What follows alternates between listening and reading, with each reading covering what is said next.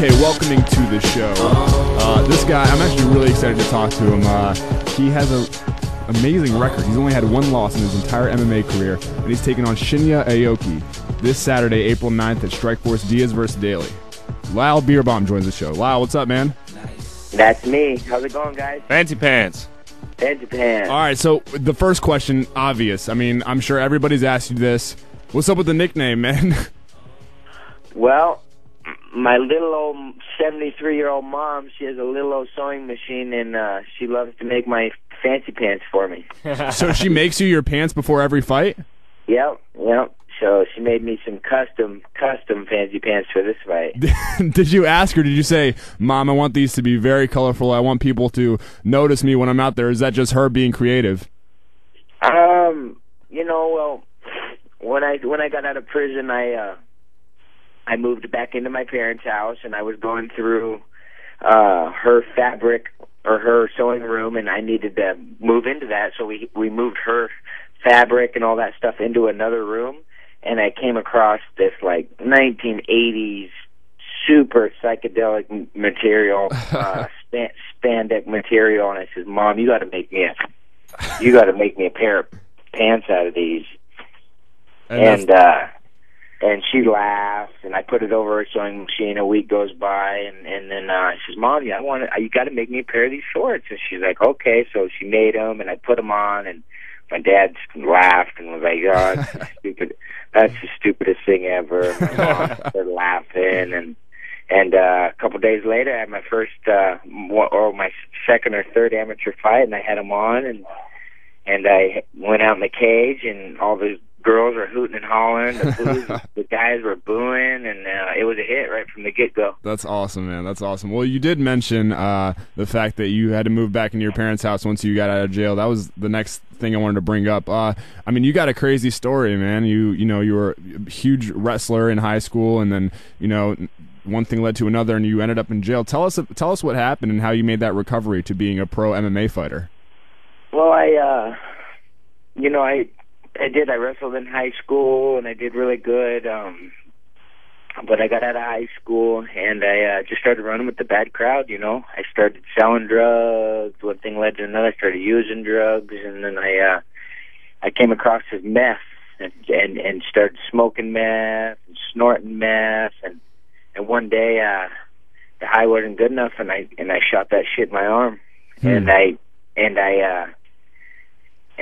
sold my soul. I didn't look back, and I did that for I was on meth for 6 years, and wow, committed 8 felonies, and I mean I did things that I do not know how I did now. I'm like, how the heck did I do that stuff?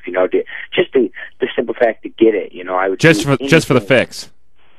What's that? Just for the fix. Just you would do anything, things you would never imagine being able to do in your lifetime, just for the fix. No, I would do. I mean, from robbing drug dealers to stealing from my poor little old mom just doing the icky stuff. I mean, right. It was pretty bad, And so they sent me to prison. I went to prison, and then I got out, and I was watching on the TV the Ultimate Fighter show, and I was like, and I didn't know much about MMA at this point. I didn't know anything about it really. And I was like, are you kidding me? These guys are on TV making money. And I just, I just thought I could do it. So I get out of prison. I come across this MMA gym in Spokane. The day I got out of prison, I went in and started grappling and rolling, and then 8 days later, I had my first cage fight. And 4 years later, here I am sitting here talking to you, 26 wins and 1 loss altogether, and fighting Aoki on Saturday night. A true story of redemption. Yeah, definitely. You mentioned that 8 days after you started training, you had your first amateur fight. I mean, how did you make that jump so quickly? I just traded. I just traded my meth addiction for my MMA addiction. I put all my time and effort into meth, and I said nope. And I switched, and I put all my time and effort into fighting. And that's what I wanted to do, and that's what I wanted. And so I just, you know, and when I want something, I get it. I do it, and that's what I want done. And so I wanted to fight. There's nothing else that I wanted to do, and so that's what I started doing. That first day when you got out of prison, let me ask you this. Did you have a split moment where you thought, you know, I could very easily go back to my old ways right now? Or, you know, did you say, no, it's not going to be like that anymore, and I'm going to start something new right now? No, I was so focused on fighting. You know, MMA really saved my life because when I was in jail when I was in prison before I found the MMA, I was like, you know, every once in a while I'd lay in bed and be like, oh yeah, I can't wait to get out on the streets and get high. You know, I mean, that's the way that drug is, you know, it's just, wow. And so, but no, once I found the MMA, for some reason, even when I was in there, I mean, there was a chance I could have got high, and I was like, you know, no, you know, and I never even did MMA, but that's how strong it felt. I felt about it, and so then no, I didn't. I went full force into the MMA. So, okay, well, let's talk a little fight now. I mean, you got a huge fight coming up. It's this Saturday, Shinya Aoki. I assume you're done with training, right? Yeah, but for the most part, yeah. I'm down in San Diego right now. So are you? They flew me in yesterday, and so I'm just kind of hanging out and whatnot. What type of things did you see yourself working on to get ready for this fight? You know, this fight, I just gotta be smart. You know, I can't let him get a hold of my little ankles, and I can't, you know, I just gotta fight smart on this fight. You know, I gotta be aggressive, but, you know, the only way he's gonna beat me is if I make a big mistake, you know, and so I'm just gonna fight smart, push the pace, and beat him up. Right. You're gonna punch him in the face, right? Yeah, that's the goal. Well, I mean, anybody who has a TV is aware of the tragedy that's going on in Japan. I mean, as you know, they're suffering from that tsunami. I'm sure it's had a profound effect on the Japanese in all walks of life. It's completely understandable if he has, but do you think those tragic events have affected his ability to prepare at all? I think so. You know, especially I don't know. I have no idea. I don't know where he's from. I don't know where, you know, he could be far away from where that happened and he could be okay. Or on the other hand, you know, I don't know. To tell you the truth, I really don't know. Huh. Yeah, I mean, it has to be at least a distraction. That's what I would think. Yeah. Okay, well, you had your first loss, what was it, a couple months ago. It was a unanimous decision, I believe. What did you think about that? I mean, obviously it sucks. You lost, but I read a couple places that it was sort of a relief because there was so much pressure you felt because you were undefeated for so long. Yeah, you know, it wasn't that big a deal to me, to tell you the truth. You know, I didn't want to lose or nothing, but I lost, and it only made me better, you know. And right. So, you know, it wasn't. It's no thing. You know, I want the rematch. I definitely want to fight Pat again someday in the future. But, you know, whatever. You know, everybody loses. You know, I get tapped out. And I get submitted all the time in practice. So. Huh. But certainly in the moment, you know, with all that pressure of having been undefeated at the time, as soon as you lose, it's got to suck, right? And then maybe afterwards, it's just kind of like whatever.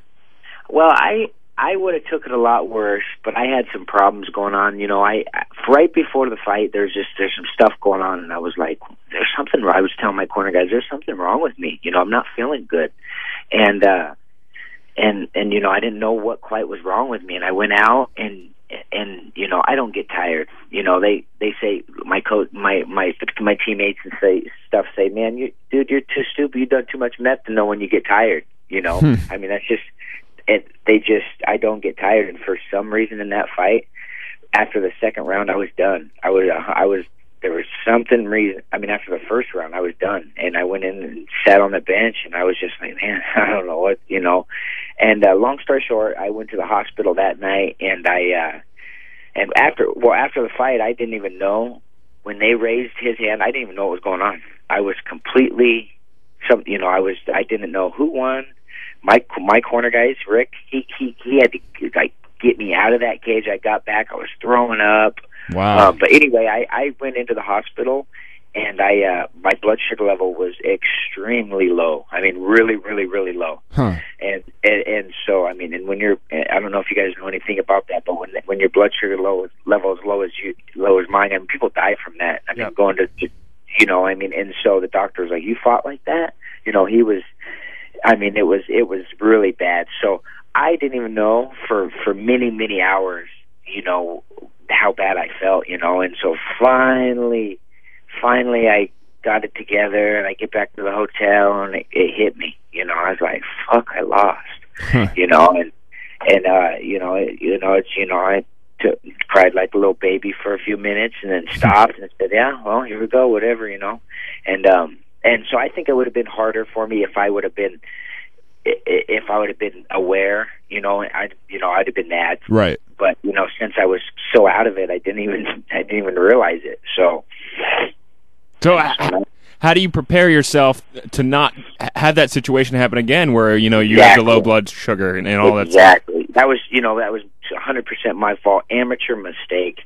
You know, I was doing interviews. Did you not eat or something? Yep, I ate a little bit. I ate like a little rabbit. You know, I'd eat a little mini piece of turkey, or I'd eat some blueberries and eat these stupid Zone bars. And you know, I just eat it, you know, and then I start to eat, and then I'd get an interview and start talking, and then boom, boom, boom, boom, and then there goes 45 minutes, and then I forget about eating, you know, and it was my fault, you know, and so I learned. And the night before, I didn't fuel my body. I mean, I just didn't eat the food I needed to eat. And so, well, I'm sorry. So I mean, I just learned off that mistake. You know, it's that easy now. I'm not. You know, now I know I'm going to eat like a little piggy once I weigh in during that day and whatnot. So I did read somewhere that you, looking back on the fight, you still think that you know, you were pushing the pace of the fight, and that in your eyes you won the fight. Yeah, I think, you know, I controlled the fight. You know, I controlled most of the fight, and the positions that he got me in, you know, I put myself in those positions. You know, I'm a weird little fighter when it comes to scrambling and grappling and stuff. I'll put myself in a bad position, you know, to end up on top. And that's what I did in the third round. You know, I gave him a rear naked choke, and he had me for 10 or 15 seconds. You know, it was never tight, and I switched around and got on top of him. You know, so he had me for 15 seconds in a not even a tight choke, and then I ended up on top of him for two minutes or whatever it was. You know, and so yeah, I felt like I controlled the fight, whatnot. But whatever, you know, I went to the judges, and you know, I can't complain, whatever, you know. Well, in the reason I asked that is because in May you beat Vitor Ribeiro, and I heard that he's appealing the decision. Does that piss you off when you win a fight fair and square, and the guy you fought is saying, actually, no, I don't think you won. I'm going to try to get that decision changed. No, I don't care. I don't care. Do whatever you want to do. I don't, you know, don't matter to me. Right. I mean, you ate right, you know, so you should be fine. You should have that win locked. All right. Well, another question I want to ask you. I know you got to go. I'm going to let you go. I'm looking at your MMA record, and you fight like 3 fights in between your StrikeForce bouts. I mean, are you really that addicted that you just have to stay active and have to be fighting somebody even when you're kind of waiting for the next fight from StrikeForce? Yeah. Well, I gotta get paid. Gotta make some money. Right.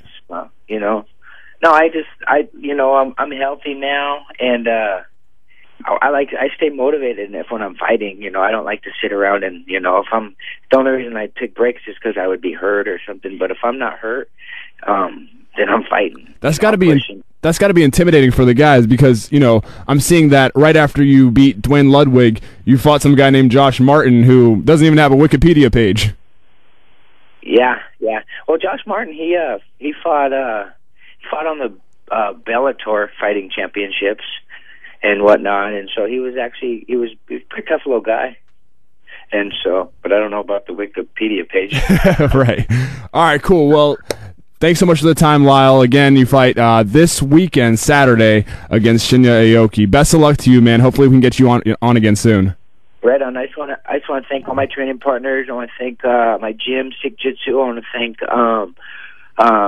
ironmaster.com. Check out my website. I'm giving away a pair of free gloves, StrikeForce gloves and shirts at LyleBeerbohm.com. I got a Facebook page you can hit me up on. I got a Twitter. And what's your Twitter? My Lyle Fancy Pants Lyle, I think. Oh, it cool, is. cool. Do you run I'm it? not on that a whole lot, so hit me up on Facebook. But and then check out my documentary I got coming out. NoSubmissionFilm.com. It's true stories about all my crazy life, and I tell it how it is, you know. So Wow. hit that up also. Hey, Cool, Lyle. man. Hey, Lyle. One last thing. Make sure you get Mom to sew some sponsors on those pants this week. Okay. Oh yeah, and I gotta thank my mom for making my fancy pants.